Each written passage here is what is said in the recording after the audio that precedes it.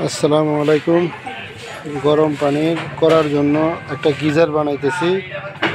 এই যে এখান দিয়ে কয়েল লাগানোর জন্য একটা সকেট লাগাইলাম। আর এই যে হলো আমাদের একটা কয়েল।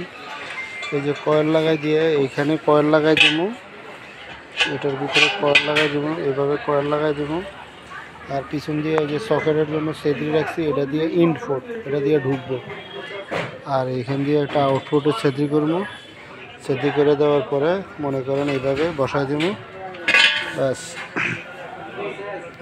এভাবে বসাই দিব। এইখান দিয়ে আউটপুট মানে এইখান দিয়ে বাইরে বানানোর পরে এটা দিয়ে এই যে দুইটা ক্লাম লাগাই দিব, ওয়েল্ডিং করে ক্লাম লাগাই দিব, ব্যাস এটারে জ্বালাই দিয়ে লাগাই দিব। এটারে কোনো কিছুর সাথে বাঁধার জন্য। এই জিনিসটা কীরকম হলো আপনারা জানায়েন ভাইরা, আপনারা আমাদের জানায়েন জিনিসটা কীরকম হলো।